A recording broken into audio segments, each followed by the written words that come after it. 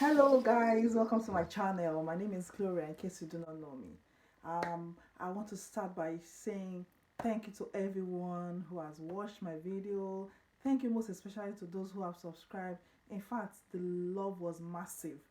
You see, I've been trying to start making videos to tell people, even when I was in the UAE, I've been meaning for years to make videos to direct people, just like like I said in my previous video that I was looking for informations. All I was always searching and looking for some information, and I wasn't getting enough. I always wanted to like make videos, but when you have this feeling of I don't know how people will perceive it, I don't know what people will say, or people will not say I'm trying to show off, or people will not be like, oh, what is she saying? Like, people will always say anyway, but I just summoned the courage to like try to see what people's reaction will be, and trust me, the reaction, the response has been massive. Thank you so much. Thank you, thank you, thank you. Thank you for watching. Thank you for subscribing. Please keep subscribing, because the more you subscribe, that means YouTube will know that yes, this person is really saying something important, and they will recommend your video to other people when they search. So please keep subscribing. Let the subscription keep coming at least. Thank you. Keep watching. Keep subscribing. Keep requesting. A lot of people have requested for videos which I'm going to be making. Someone requested for this particular video which is about family.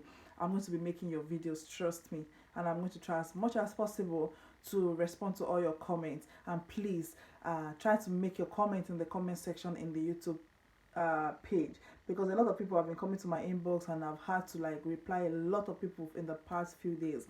I appreciate your questions. I understand. I know some questions are personal, but if it is not so personal, please can you just make the request in the YouTube comment section, and so it will help other people, because a lot of people, even after watching the video, will go to the comment section. That's what I also do.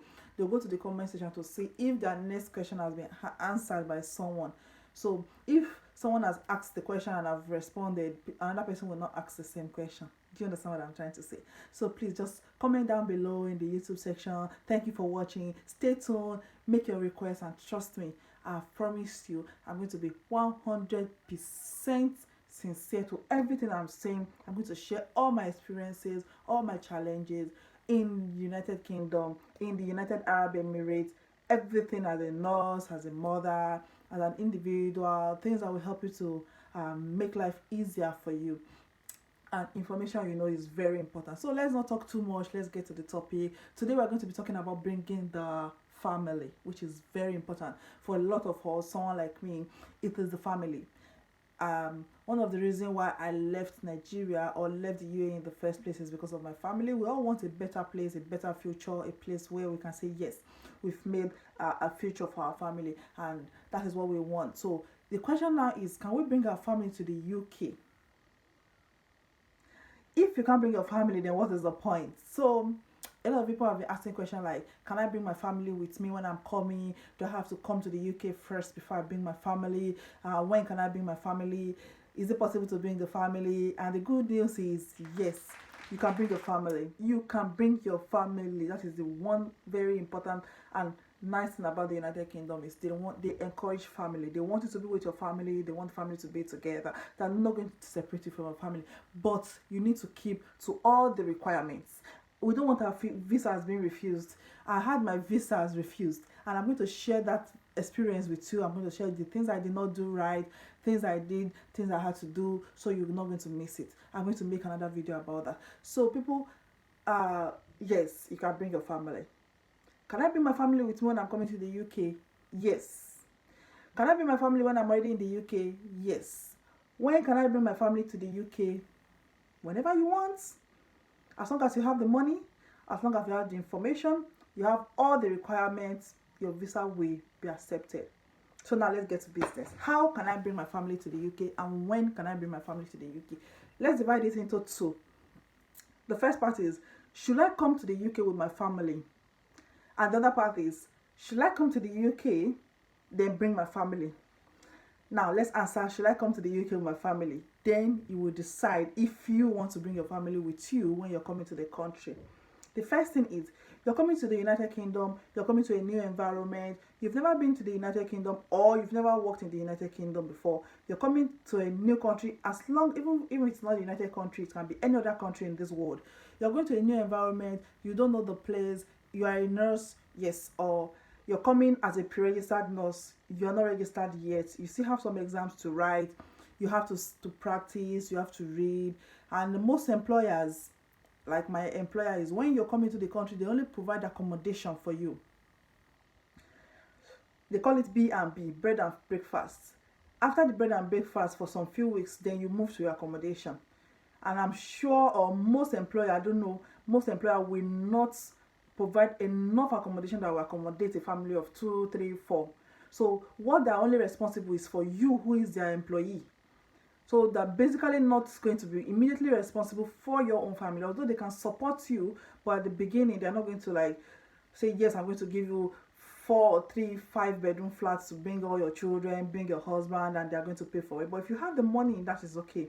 So when you're coming to the country the first time, you're coming to a new environment, and do you have the money? That is the question. Do you have enough money to sponsor the health surcharge, immigration health surcharge, the visa, the flights, your own accommodation, the feeding, your transportation to work in the first few months when you're not yet in the United Kingdom, and you know what the exchange rate of pounds and whatever currency you use in your country is? So the question is, you have the money, then you need accommodation. How will you get accommodation? You're not yet in the country, you don't know, the landlord does not know you yet, except they get a guarantor to say yes, they can rely on you, you're not going to owe them, you're going to be a responsible tenant. Will they give you enough accommodation to accommodate your family? If you can get all this sorted, we're going to get into the financial aspect of what it entails in the video. So if you can get all this sorted, yes, if you apply with your, if once you apply, you can apply with your family, with your children, with your husband, children under 18 years who are still your, we call them dependents. So I'm going to be using the word dependent in the video. Children who are less than 18 years, yes, you can bring them. Your husband, as long as you have your marriage certificate, yes, you can bring them when you're coming to the country. So the other option is, should I bring my family when I'm already in the UK? It is still yes. You can bring your family when you're in the UK. That means you're already in the UK, you've settled, you've done your CBT, you've done all the other first process, and yes, you're here in the UK, left with your OSCE. The visa fee is $626, which is roughly about £500, thereabout, depending on what the exchange rate is in your country and at the time you apply. As at now, January 2020, the visa fee is $626. So add it to the health surcharge. You're going to pay $626 per dependent, per person, per your child, per your husband. Your own might have been sorted by your employer or whoever. Most employers are going to be responsible for your visa, your tickets, those aspects. Your employer will sort it out. But for your own dependents, your family, your children, your husband, your wife, you're going to pay $626 for each person. So add this to the £1,200 plus the tickets from your country plus the accommodation. Because there's a space, it's not, some people are saying it is not really important, but you don't want your visa to be refused. You want to make sure you've met all the requirements, because there's a space in the visa application that says, do you know where you're going to live? That's asking the dependents, each child, where will they stay? Do you have enough accommodation for them? At least you cannot have a one room and you expect to bring 3 children, 4 children, and your husband.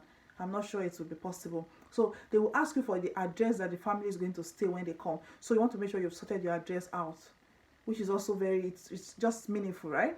So that is it. So these are the requirements, these are the financial aspects. Still on the financial requirements, you need £630 per dependent in your account to be there for the period of 90 days. It's not like they're going to take the money from you. It's just to show that you're financially stable, to take care of your family, to feed them, and in case of any emergency. But if your employer is an A-rated sponsor, that means your employer is financially known, they are known to the government, they are a stable company, yes, that they will give you a letter that's called maintenance letter, to show that yes, they are responsible for your family in the first few months. They can lend you, or they can provide that amount of money to take care of your family in case you get stranded or in case it is needed.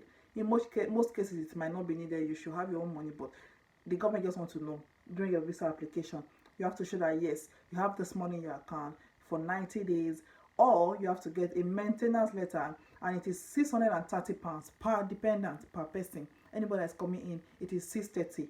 Yours is already settled, so it is for your dependent, and you need the maintenance letter, or you need £630 in your account for 90 days. Yes, for people who are over 18, for you to get into the country and work, you need a police clearance. And police clearance means any country you have been, wherever country, in your home country. If you've lived somewhere else, like for me, I've lived in the United Arab Emirates before, so I had to produce Nigerian police clearance, UAE police clearance. You need your police clearance. If it's your husband you're bringing, he needs police clearance. If it is your wife, she needs police clearance from all the countries they've stayed. So you need tuberculosis test. You need TB test to show that yes, you're not having any infection like that, just tuberculosis mainly. But if you're from countries like the United Arab Emirates, the EU, some of those countries, you don't need the TB test because maybe you've done it in your country before. When I was in the UAE, I had to do TB test, I did X-ray and the rest of it. So when I was coming to the United Kingdom, I was not asked if you're from the country. My dependent, they didn't need it. You don't need it. The children also do not need to provide TB certificate. So you need police clearance, you need TB certificate, you need evidence of relationship with your partner. That's marriage certificates. Marriage certificate is very important. If you're with someone, I've heard a lot of people will say, I'm a single mother.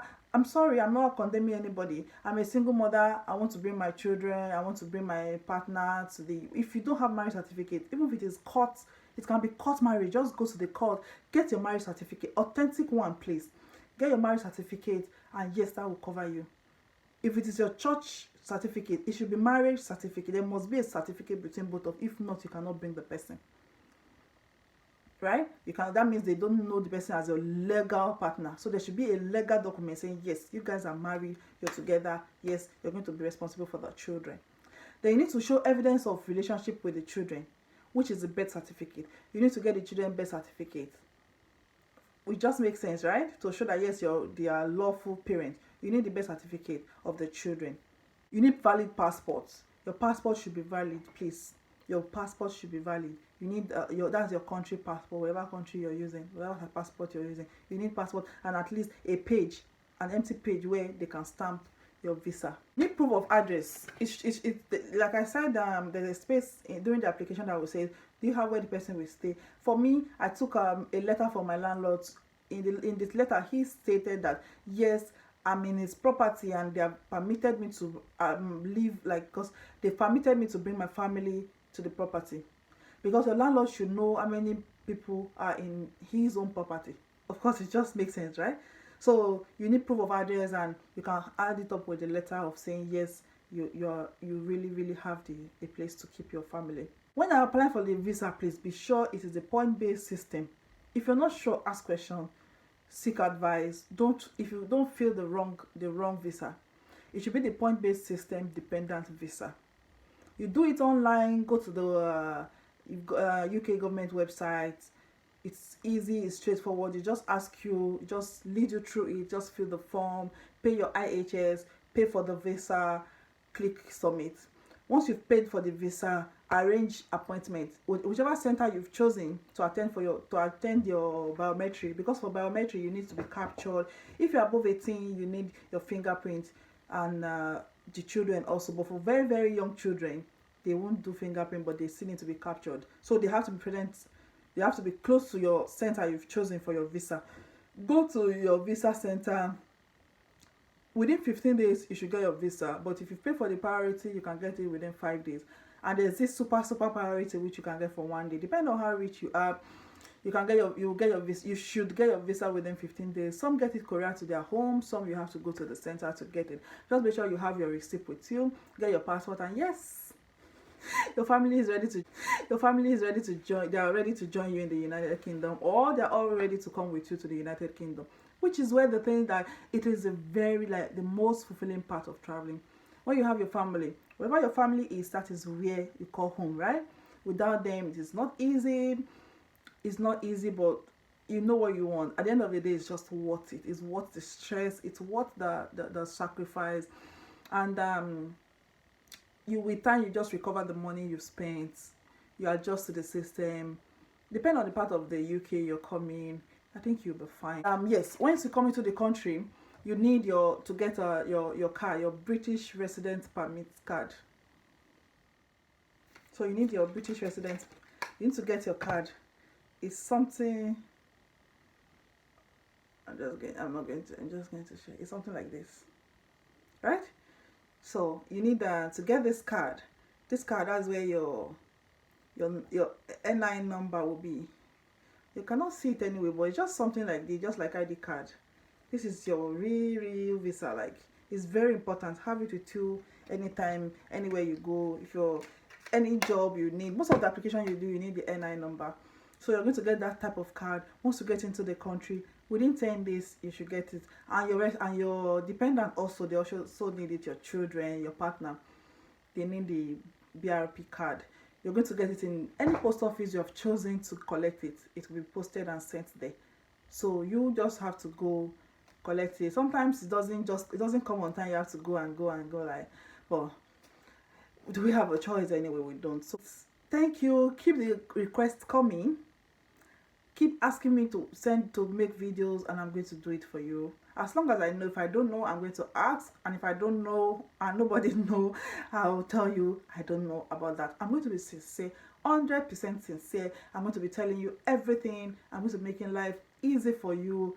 Make sure you subscribe, please. Keep subscribing. Subscribe down below somewhere. I don't know, one of the sides. Subscribe, like, comment. Encourage my ministry, support the ministry. Let the subscription keep coming, let the watching keep coming. I'm making more videos. Watch out for the next video. The next video is going to be about OSCE, which is the exam, like that's the cap. You know, all the other ones you'll be doing, the process, the IES, the CBT, they're the body. Then the OSCE is the cap, is the crown. Once you've done your OSCE, yes, you're good to go. No retreat, no surrender. Nobody can send you out. You're already a registered nurse. Yes, tell them I said so. So keep watching. Thank you so much. Love. Thanks for the love.